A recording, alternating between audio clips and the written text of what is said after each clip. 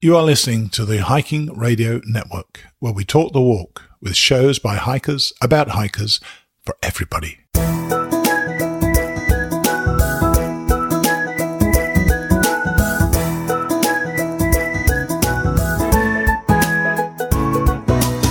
Mighty Blue on the Appalachian Trail, the ultimate midlife crisis. Join Steve and his guests every week as he staggers from Georgia to Maine.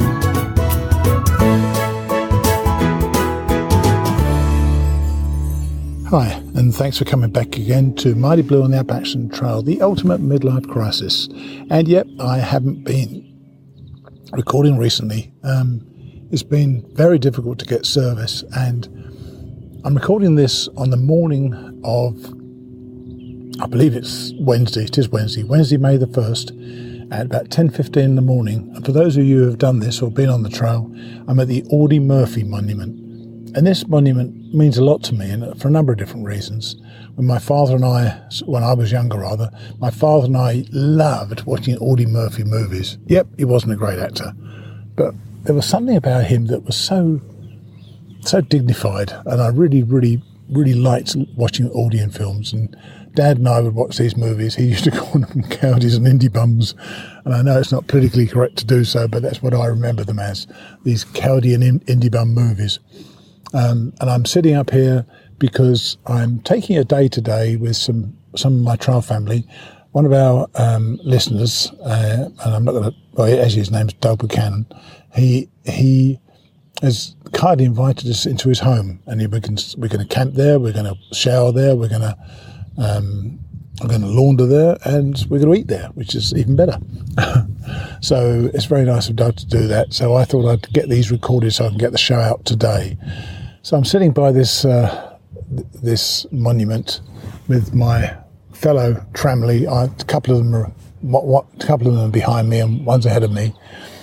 It's just such a tranquil place, and you can get to this by actually. There's a car park at the top of Brush Mountain. You can drive up there and just walk, I don't know, half a mile along there.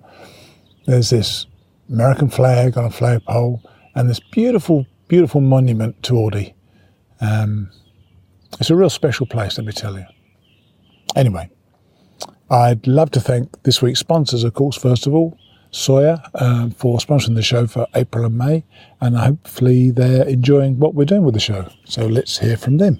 When I hit the trail in 2014, I soon discovered that I come with the wrong water filter. Everybody else had a Sawyer squeeze. Eventually I bought a squeeze and I loved it.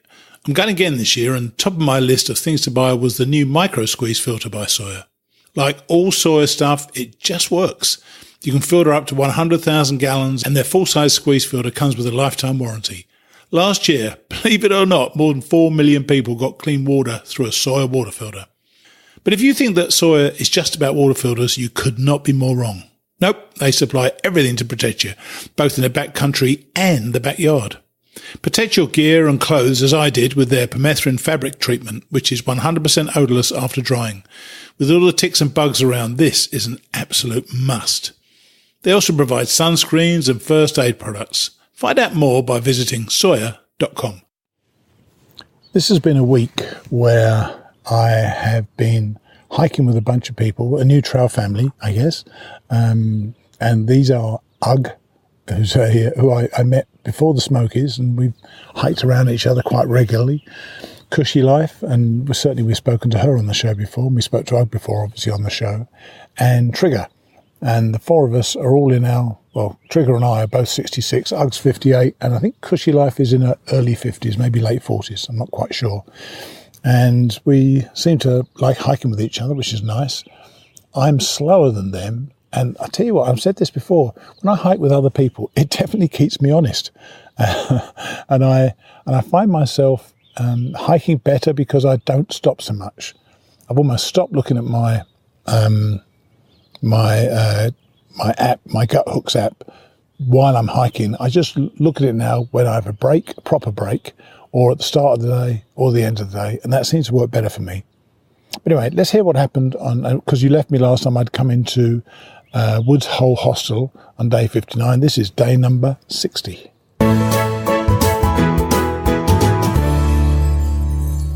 Day 60. Woods Hole Hostel, mile 625.4 to nowhere. It was a 0 day. And I really believe I needed a 0 day. And I'm trying to time these 0 days when I think it's going to rain or when I believe it's going to rain. And the forecast, to be honest with you, was pretty bad that day for rain.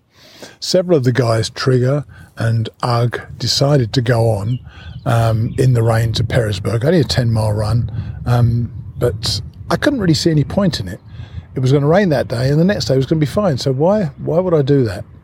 So I decided to take the day off and just hang out in the hostel. Now, Woods Hole Hostel is a lovely, very calm, zen sort of place, but it doesn't have much Wi-Fi, which in some ways is good, in some ways not so good. So I could just read and not check I didn't check my phone that much anyway. I was just reading, basically. They do a tremendous breakfast there. It is a really large breakfast, and in Woods Hole they have this tradition at all meals you stand around the table, all hold hands, and Neville, the owner, says we're going to have a little 5 seconds of silence, and I'll break the silence by telling your trail name, where you're from, and something you're grateful for. And it was a really nice, calm way to start the day, and I really enjoyed it. And then, of course, you get tucked into food as you regularly would do. But yeah, it's a good way to get to know people, or sitting around the table with a bunch of people, some of whom had come in late the night before. And it was, because I was in no hurry. I wasn't rushing around doing anything at all. I'd actually had to move rooms because because I was staying a second night, my room had been taken. So I then moved into what they call the loft, which is above where we were eating. And it's, there's some stairs up to there. It's open, on one side, on the front side. And it's very, very nice and very relaxing up there. I'm definitely sleeping better now in tents than I am in beds. I really don't know why that is. So, for most of the rest of the day, I sat and read. I don't know whether I mentioned that my friend Julie Gayhart was coming to hike with me the next day. She was actually going to come that afternoon. And so I knew that sometime in the afternoon Julie would be here. So I was just reading. I was sitting out on the porch there. There's a lovely swing bench. That's nice. I went inside a few times and hung out on the sofas. And I just really did basically nothing. I booked a massage with Neville. Neville is this very small-framed young woman, and she is the most powerful masseuse I've ever felt. My gosh, she smashed the life out of my shoulders, and it was beautiful, actually. I had a great massage with her that afternoon. And then Julie arrived, and I was shocked how Neville knew Julie from about 5 or 6 years ago. And Neville's mood really, really brightened just to see Julie. Julie is such a life-enhancing sort of person. And it was lovely for me. I'd never met her, but, she's got this great energy about her. She really has, and she's chatty and a lot of fun. It was lovely to meet her straight away, gave her a hug, and we were friends straight away, as you tend to be on the trail, I must admit. And she'd actually arrived just as we were about to start yoga. Yep, I tried yoga. I'm not built for yoga, I've got to tell you. But I did it, tried it, and Julie gainfully joined in as well. It was quite fun. And when that was over, of course, we were kind of chatting to each other and learning more about each other. And it was just a very comfortable meeting with somebody who I knew I was going to be a friend with. And then we had dinner, another great blowout meal, once again standing around the table. And I said I was grateful that Julie had driven, I think, 3 hours to come and hike with me, which is quite a nice thing, you must admit. But that was day number 60.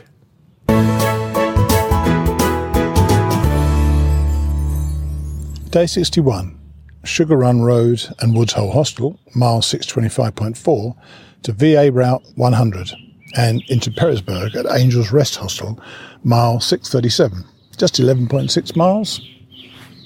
Julie slept in her truck. I didn't realise she was going to do that. She said, my truck is perfect. It's got carpet down and I'm very, very comfortable in there. I'll get in my sleeping bag and I'll be away. And so she did. And she's such a game girl, I tell you. She really is. She came in for breakfast, which was beautiful. I think I mentioned that Neville's got a guest this week, a guy called Super Mario. And if you saw him, you know why. He was going to cook for the week, and he made quiche and peach cobbler for breakfast, and it was glorious, absolutely beautiful. We set up. We got our stuff ready for. Packed our gear after breakfast, and so we were in no hurry because only 10 or 11 miles. We knew it wasn't going to be difficult, and we knew it was something we could take our time over. And Julie was going to come back to Woods Hole when she got to Petersburg by just calling one of the guys to shuttle her back to Petersburg. And so we set off up the road, and actually one of the toughest parts of the day was the walk from Woods Hole up the hill to get back to the trail. It was a nice little warm-up, and really it was probably the easiest hike I've had so far. There was an uphill to start with, as it always is. Then there was a ridge, then down into Petersburg, and a lot of Virginia seems to be a bit like that. You know, there's a lot of ridge walking, which I love.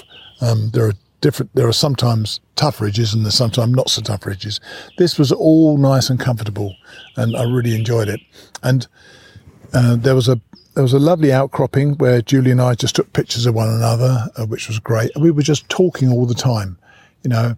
And I, just as a heads up, I'm thinking, and Julie's very excited by the prospect of this, we talked about another podcast for the Hiking Radio Network, and this one would be specifically for section hikers.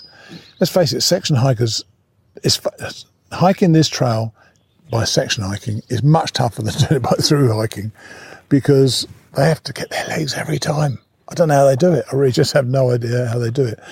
And Julie is a serial section hiker, so she's quite excited by the prospect. So when I get back from this trail, we're going to really think seriously about adding a section hiking podcast to the Hiking Radio Network.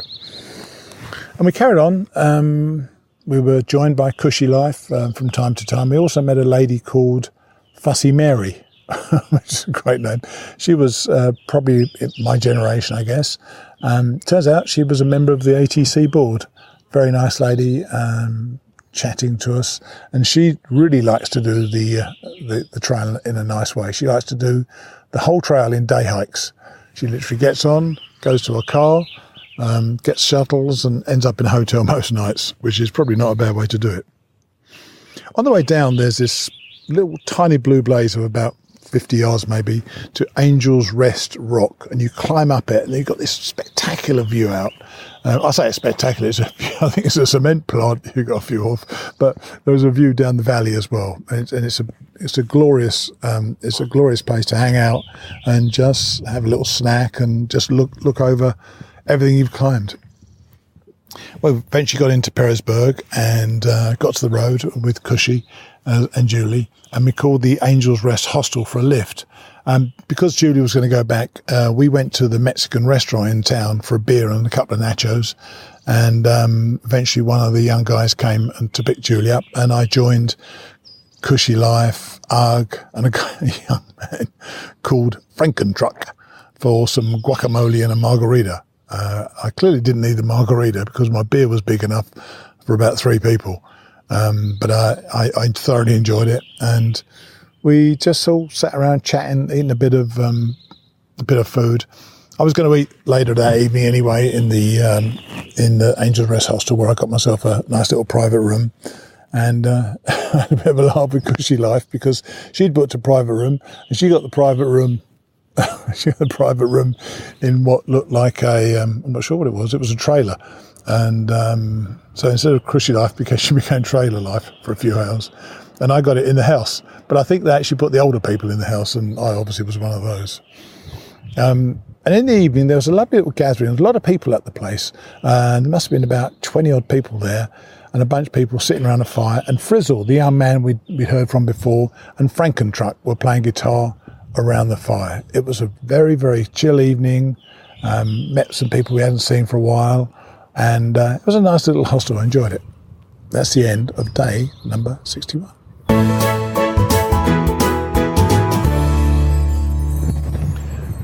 Well, day 62, VA Route 100, mile 637 to Pine Swamp Branch Shelter, mile 656.3, which was a 19.3 mile day. Got up at 5:30 because we had such a long day ahead of us. And by the way, there's a plan going on here. I've been invited to this guy Doug's house, Doug Buchanan's house, and we worked out our miles to get there over a certain period of time. And this called for a 19.3 mile day. Ugg decided to cook breakfast in the communal areas in the hostel, and so I got up. And I think Trigger came in and a young lad, I can't remember his name now. And so we had some eggs and stuff, and we got a shuttle with Ugg, Cushy Life and Trigger back to the trail. And it was a steady uphill for about 7 miles, but it wasn't too difficult. It was one of those ones where the grade was sufficiently, not flat, but sufficiently uphill to get you uphill, but not sufficiently uphill to kill you. We really enjoyed it, actually.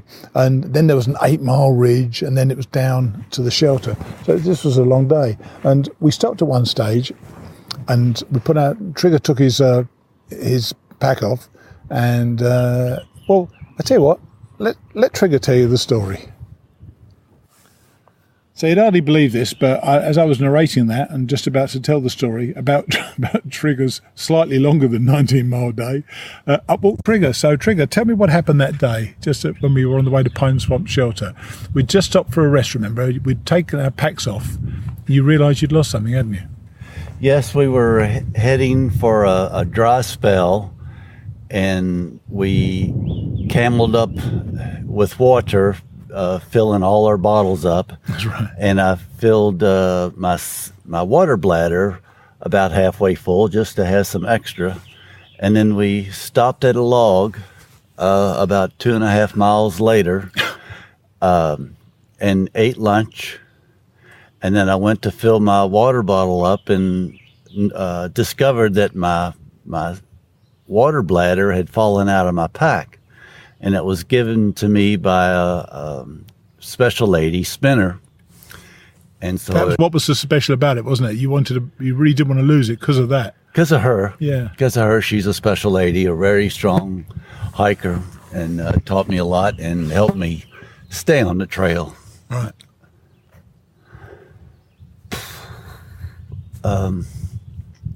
So I had to get that water bladder back. Yeah. So I took my pack off. I jogged 2 miles back and met Bedpan, wasn't it? Bedpan. He's a nurse, and he was holding my water bladder. He knew that he noticed I had my back off and knew what I was coming for.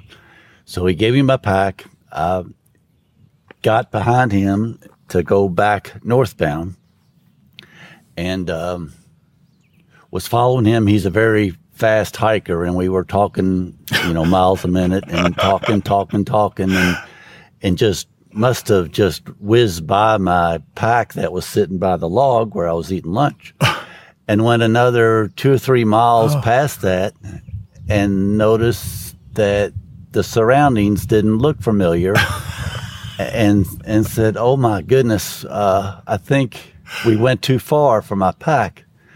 So. And in the meantime, we met Stumbleina, was doing southbound. She's a nurse. Yep. She was going to go look for my pack southbound, and she was going to text me. And we went, Bedpan and I went just a little bit further, a half mile, quarter mile, just to make sure that I didn't go past it. But finally, I think that we discovered that I'd had. So yeah. I turned around, started going southbound, and Stumbleina said that she had found my pack at such and such mile marker. And she was gracious enough to stay by my pack until I've got there. And so as it ended up, I did like a 26-mile day instead of a 19, and it was You did a marathon day. I did a marathon day, and it was very long and disturbing, but it all turned out. And this was about 3 days ago, and this is the first time you've been prepared to talk about it. Yes, because it makes me upset. But you got it back, and so you're back on track again now. Yes, sir. Fantastic. Yeah. Thanks so much, Trigger. Cheers. Well, that was handy. He turned up just in time to tell the story. And there's no doubt about it. He was shaken up a bit when he got to the shelter. And I know that bladder meant a lot to him. So that was it was great that he actually found it.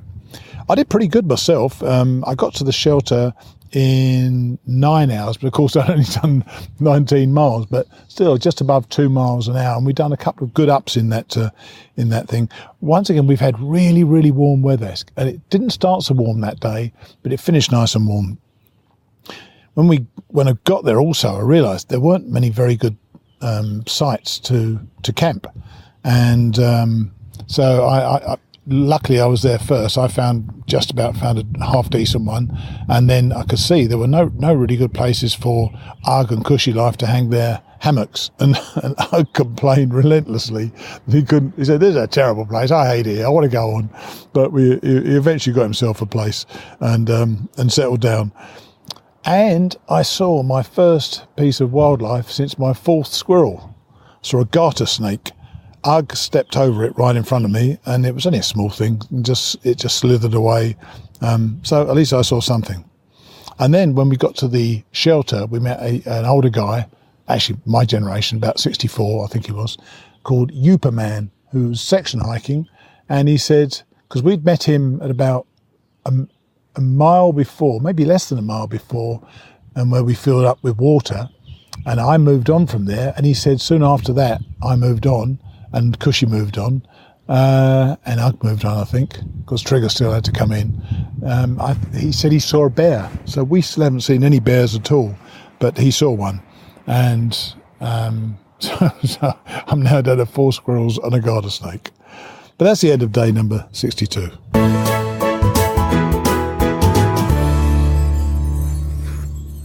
Day number 63, Pine Swamp Branch Shelter.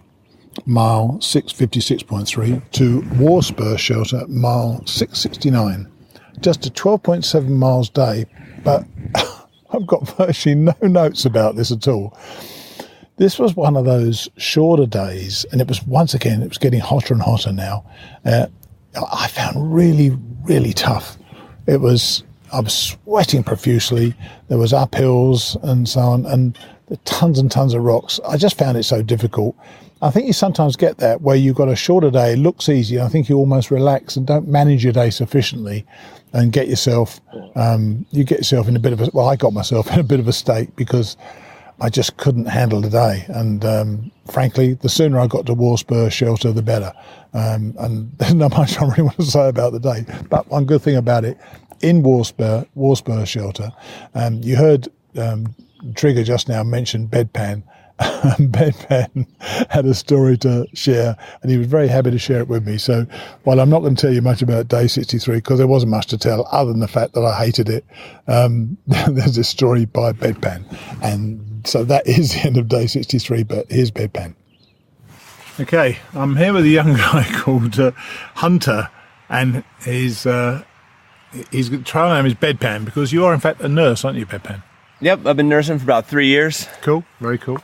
And you've got one of the, probably wasn't very funny at the time, one of the funniest stories I think I've heard so far, but he's taken it so well I can hardly believe it. So tell us what happened to you when you were in Marion. So I got bed bugs staying at a hotel while I was in Marion. Okay, we're not actually going to name the hotel specifically, but it does have a colour in the title. So tell us how that all happened then. How'd you know? Well, I'd had bed bugs before. It seems like it's part of the hotel business. But I took a 2-day zero. So I saw the bites, and at first I wasn't sure if it was from the trail that Yeah, sure. But then the next morning when I woke up and I saw some other fresh bites, and bed bugs kind of have a distinctive bite, I said, well, I guess I got bed bugs. But you seem to take it so well. So you reported it. So what did they say about it? Well, I figured that I would just pack up my stuff and hit the trail again and it would be over. So I just let them know. They helped me out. They gave me some discounts, knocked some days off. But the bed bugs, in fact, had followed me back out to the trail, which I found out the next morning. All right. So, and how they manifest themselves then? Well, I woke up and I saw more fresh bites. So I figured, in a hotel, you have all your gear strewn about. That's right. So I guess they went in there and, they set up shop. So, of course, I didn't want to go back into Marion and waste more time. But I figured, this is what bed bugs do. So they're going to be in my bag, and then I'm going to be in there every night. They're going to love it. They're going to have babies. And I figured it was best that I would go back into town and take care of the situation. So where did you go back to? The same place?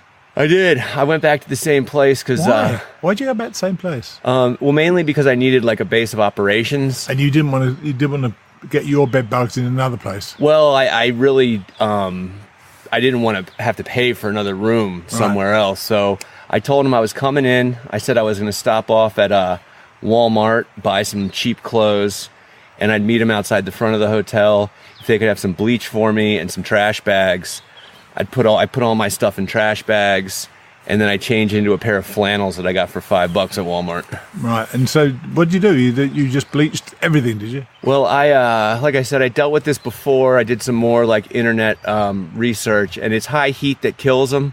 So I called up the local laundromat. The guy said, yeah, bed bugs come back down here, high heat in the dryer for a half hour will be good.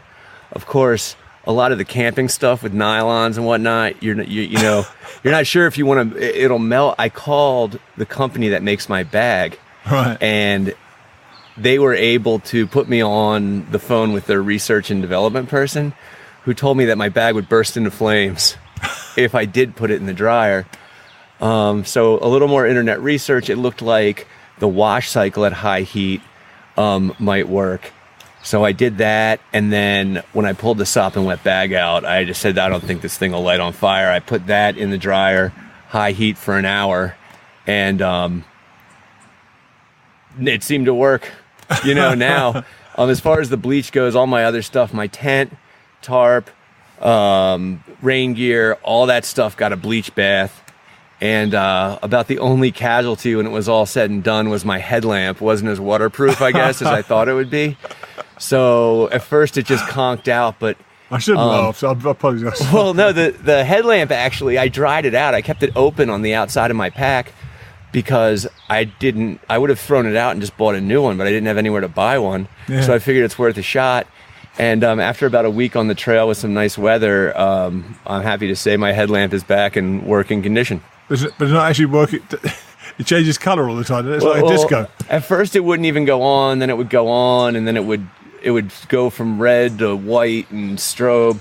But at this point, it's pretty much it's back to normal. Yeah. So. Oh, dear me. So somebody said, did you shave your head or something? No. I shaved my head actually in Damascus because, just getting out of I wanted to keep the hair for a little insulation. Yeah. But once we got out of the Smokies and the Graysons, I just buzzed it.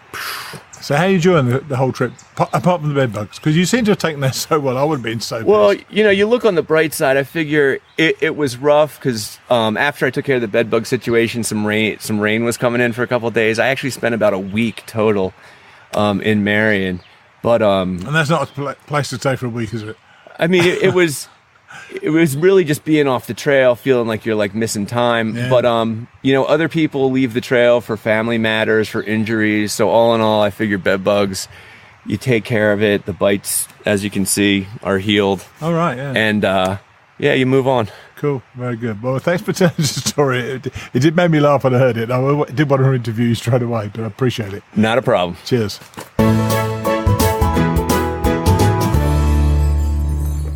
Day 64, Warspur Shelter, mile 669 to Nide Shelter, mile 687.2, an 18.2 mile day. This was a wonderful, exhausting day. We had 4,000 feet of climb over 2 mountains. We walked through fields, we walked along a ridge with rocks at terrible angles. Let me tell you about them. The first thing, we headed out, it was downhill to start, but we had a 2,000 footer and it was endless, and we all got very, very tired. And I've got to tell you, both Ugg and I needed to stop for breaks at different times during the day because we overheated. Once again, the temperature's getting right up, and it's kind of worrying. We knew there was going to be a water shortage for about 11 miles, I think it was, so we made sure we had plenty of water. And as luck would have it, I forgot to mention this, that Trigger the day before had gone on from our shelter and had found Trail Magic for some reason at the next road, which was only about 3/4 of a mile down the road, and he'd brought back Trail Magic with him. So we each had an extra half bottle of Gatorade. So we had that. But we had that, obviously we needed to then throw that away, and of course we couldn't throw it away on the trail, so we could use that as an extra water bottle. And considering we knew there was going to be some water shortage, it was quite nice to have that extra little half bottle of water for our water. But the rewards of going up a mountain are legion. You get to the top of a mountain, you get great views and so on. We had that all the time yesterday. Then part of the mountain was a meadow. We were climbing through a meadow, and it was just absolutely glorious, then down to roads, and then across those roads and across bridges. And really, we found there's the Kaffir oak, which was the largest oak tree in the AT in the south. It's 300 years old. So despite all the cow paddies around, me, Cushy Life and Ugg, because we were getting tighter and tighter, to be honest with you, sat around the Kaffir oak and ate our lunch.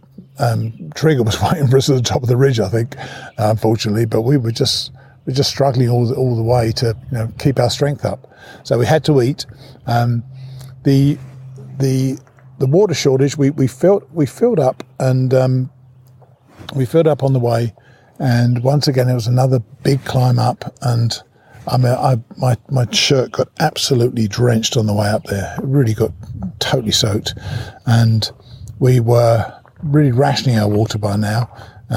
Eventually though, we got down a hill, and we found about 1 mile from the shelter, we found a stream.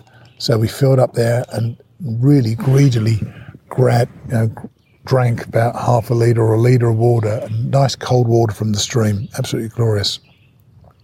And I think the tiredness, because it just got us, there was a stage at which Ugg just threw down his pack and just lay on the floor, and we all did the same. I think Cushy's always happy to stop when there's service, so she can get some data and make a phone call or Facebook or something like that, or emails. For me and Ugg, it was just to recover from the exhaustion that we were suffering at the time. And then we came to this thing, and I knew this existed, but I'd forgotten about it. You walk along these rocks, it's very Pennsylvania-ish, right on the Eastern Continental Divide, where the water goes one way down to the Mississippi and ultimately, I guess, into the Gulf of Mexico. The other side, it goes down to the Atlantic, which is quite neat. But these rocks, and I'm so glad it was a dry day, these rocks were really at a sharp angle. So we spent probably an hour or so negotiating our way along them with our ankles really at a kind of sharp angle. And it was quite an uncomfortable thing, and just took a long time. And even on the way down, we thought, well, thank God that's over. We go down, there's still a lot of rocks to negotiate on the way down. I'm absolutely not complaining though, because it was an absolutely glorious day. Now, I really felt, I've used the word before, accomplished at the end of that day. I think we'd accomplished a lot. An 18-mile day in such circumstances, I thought was quite something. As I say, it was 4,000 feet of climb over 2 mountains, all these fields and so on, then the ridge, and then the rocks going down, and then the water shortage. Our day had everything. Some things not so great, and some things really great. And then we got to camp. And there was a couple of people at the camp already, some section hikers, we all set up, which was nice. And then we heard the whippoorwill all night long. And it sounds to me, he's going, referee, referee. Like you complain to the referee in a soccer match. Referee, referee. All night long. They do not stop. But that's taken us to the end of day number 64. Now, even though I'm recording this on day 65, I'm going to save day 65 for the next time. So that is the end of that, day 64.